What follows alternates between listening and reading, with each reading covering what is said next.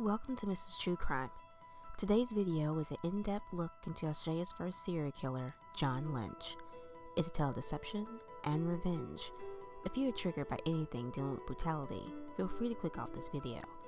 Perhaps check out my gaming channel, Retell Me Games, for some lighthearted content. If not, I'm Nicole. Let's get started.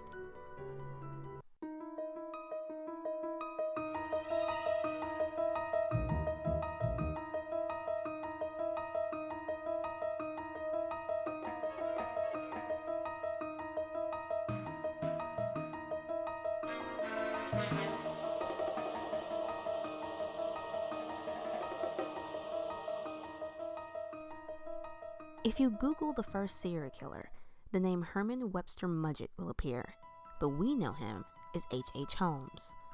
Though the number of victims stretched from 20 to 200, there isn't any doubt that H.H. Holmes committed heinous acts.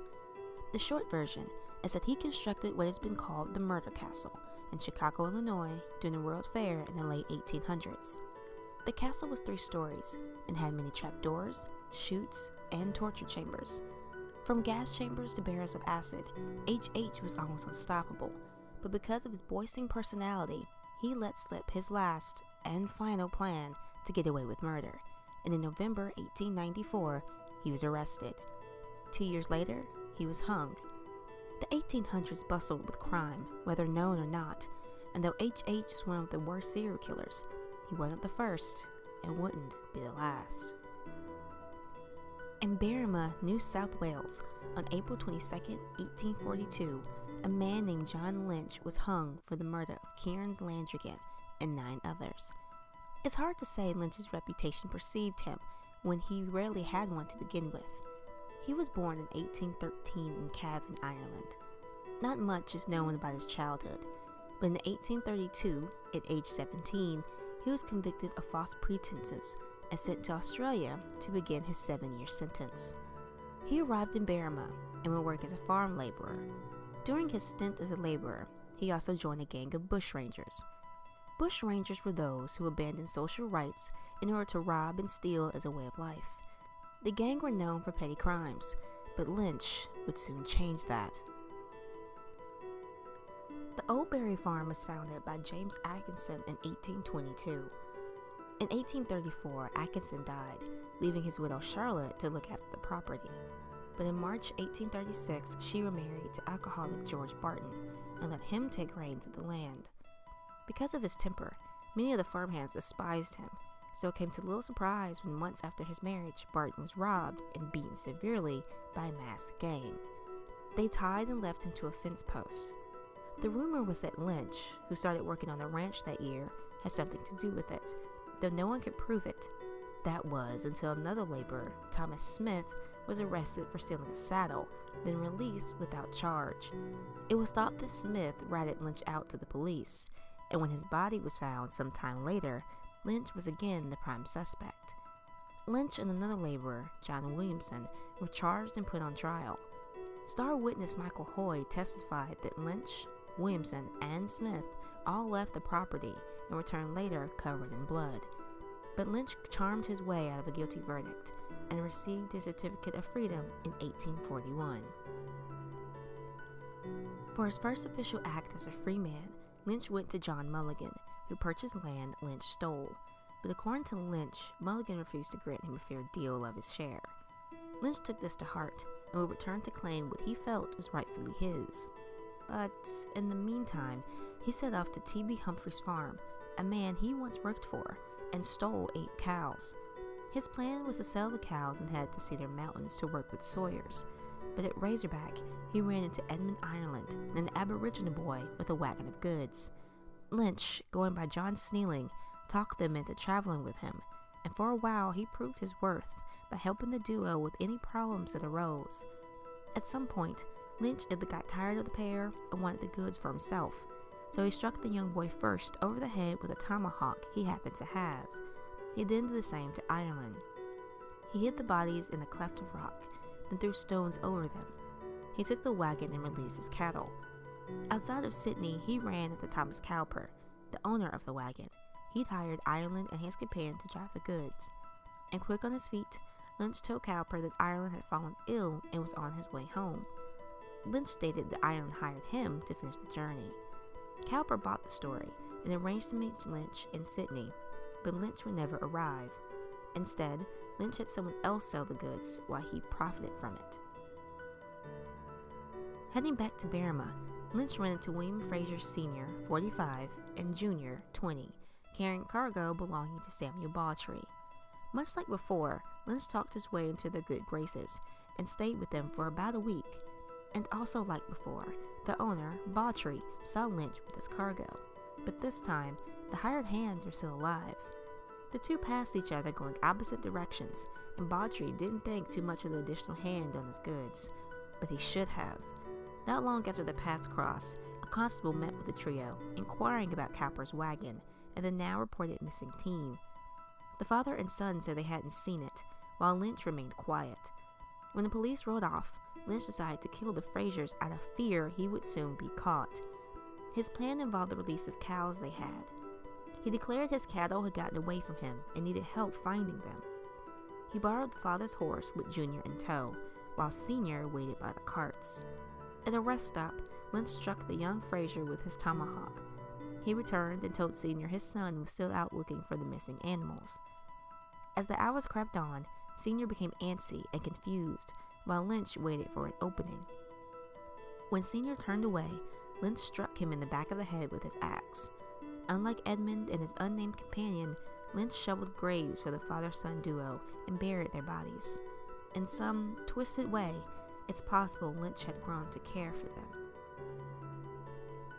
Traveling alone, Lynch came into contact with Mrs. Bridget Mulligan, the wife of John Mulligan, who requested to buy a few things from his cart.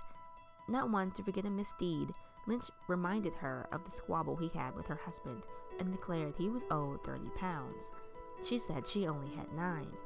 In a twisted change of heart, Lynch accompanied her to a local inn and treated her and the family to 2 bottles of rum. Lynch would later say that he was uncertain what to do from here and begged God to show him a sign. As he was awaiting a blessing, or curse, Samuel Bawtry was on a mission to find his stolen merchandise. The time had come and gone for the Frasers to meet up with Bawtry, and he wasn't one to be swindled. He set up a 30-pound reward for any information about the men, and when discoveries began to flood in, the reward went down to 25. Hidden in a bush, Cowper found his cart and determined not only was there foul play, but that he and Bawtry had a common factor, Lynch. The reward soon turned to information about the man, still going by John Sneeling, described as 5'3", ruddy fair complexion, with fair hair and hazel eyes. The sign Lynch begged for allegedly came in the form of a dream Bridget said she had of him. He had killed her daughter with a knife and was standing covered in her blood. The two laughed it off, but that was all Lynch needed. Sometime later, Lynch offered to help the Mulligan's son, age 16, with his chores in the woods. After light chit-chat and a few cut logs, Lynch struck the young man in the back of the head and piled branches on top of his body. He returned to the family, announcing that their son left to tend to the horses. But when he didn't return, Bridget told Mulligan to get a gun and gave her daughter, Mary, a knife. Lynch talked Mulligan out of shooting into the night air as Bridget walked towards the woods where her son's body rested. Impulsively, Lynch smashed Mulligan in the head with his axe and watched as he fell. He ran after Bridget, who found her son and was heading back to the house. She said the police were on their way, but Lynch, unfazed, tripped her and smashed in her head with his axe. After their murders, he went inside the house and told the last surviving member he wouldn't harm her and allowed her to pray. Like most con men, Lynch attacked the girl, first raping her, then killing her. He dragged all the bodies into a pile and burned them. When the remains are found, all that is left are scattered bones. Under the alias of John Dunleavy, he called into the Gazette office, declaring that the Mulligans left town and granted him the home. He sent letters to those Mulligan was indebted to and spoke to the landlord into handing over the lease. Everything was finally running smoothly. Lynch even hired a couple he knew to help him run the land, but he required more help. Near Razorback in February 1842, Lynch met Kieran Landrigan and hired him for a 6-month stint on his farm. Happily, the pair went out for a drink to celebrate, but during conversation, Lynch learned of Landrigan's criminal past and felt he made an error in judgment. They left the pub, walking to Ironstone Bridge, and camped overnight. Early in the morning, as Landrigan sat near the fire, Lynch cracked his axe over his head twice, hid the body, then stole his hat and belt. The body was uncovered shortly thereafter, and amidst a shocker, he saw the two drinking earlier ID Landrigan and sent the police in Lynch's direction. When they found him, he was fixing a roof with a blood stain on his shirt. Though Lynch tried to talk his way around the stain, he couldn't hide the contents inside the farm. The police located belongings for both Cowper and Bawtry's wagons, along with the hat and belt Lynch stole from Landrigan. The final straw came from former Chief Constable James Harper, who remembered Lynch from Thomas Smith's trial. With his true name revealed, the press dubbed him the Berrima Axe Murderer. On March 22, 1842, he was found guilty and sentenced to death. Lynch claimed his innocence, thinking his charm would get him out of one last bind, but when it failed, he confessed to Landrigan's murder and more. There's a twisted honor in being the first of something heinous. First to commit a kidnapping, first to torture someone, and now, first serial killer in Australia, at least according to records. If Lynch hadn't been careless in his last murder, who was to say that he would have been found out, if at all? His crimes would have gone undiscovered, and the lives of the people he killed would have remained a mystery. How many other John Lynches were there? How many are there? I'm Mrs. True Crime, and remember to be kind, be loud, be aware. For more information about John Lynch, why not check out some of these awesome links? And if you like what you saw and heard today, why not drop a like and a comment? Maybe subscribe while you're here? I make new videos every Tuesday and Friday, and you don't want to miss what's in store.